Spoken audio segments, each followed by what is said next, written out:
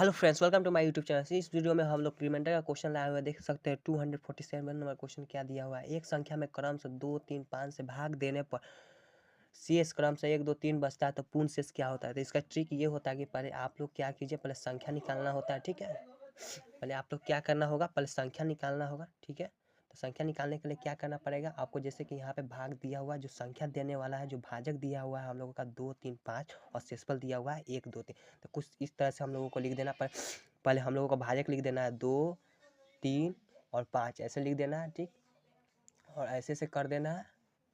और जो शेषफल आया है उसके जो जो संख्या क्रम में बोल रहा है, तो दो का क्या हो जाएगा, एक शेषफल हो जाएगा। 3 का शेषफल क्या हो जाएगा, 2 हो जाएगा।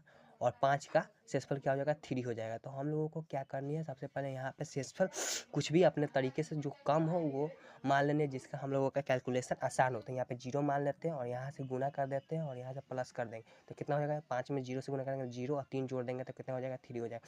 फिर सेम इसी प्रकार गुना करना है और यहाँ पे प्लस कर देना, तो 3 3 9 और 2 11 हो जाएगा। और यहाँ से गुना करेंगे और यहाँ प्लस करेंगे तो कितना हो, 11 दूना 22 1 23। हम लोगों का संख्या क्या आ गया, हम लोगों का जो संख्या है वो 23 आ गया। अब हम लोगों को क्या करना है, पूर्ण शेष ज्ञात करनी है। तो पूर्ण शेष ज्ञात करने के लिए सबसे पहले हम लोगों को जो भाजक दिया हुआ है उसका एलसीएम लेके और जिस संख्या हम लोगों का आया उस संख्या को उससे डिवाइड कर देते हैं। तो ठीक है, तो सबसे पहले हम लोगों को क्या करनी होगी, पहले हम लोगों को निकाल लेनी है, इसका एलसीएम निकाल लेनी है। कितना, 2, 3 और 5, 2, 3, 5 का एलसीएम हम लोगों का क्या हो जाएगा, एलसीएम हम लोगों का 2, 3, 5 का एलसीएम क्या हो जाएगा हम लोगों का, यहाँ पे 3 और यहाँ से नहीं कटेगा तो 3 दूना 6 और 6 6 6 5 30, हम लोगों का 30 आ जाएगा। ठीक है, तो अब हम लोग को इससे जो 30 हम लोगों का आया वो इस संख्या से भाग दे देते हैं। तो ठीक है, तो यहाँ पे हम लोग भाग देंगे तो कितना आ जाएगा हम लोगों को, यानी 23 में हम लोगों को 30 से भाग देनी है। तो क्या आ जाएगा हम लोगों का जो वो शेषफल आएगा वो 23 ही आएगा। क्योंकि ये एक नियम होता है कि कोई भी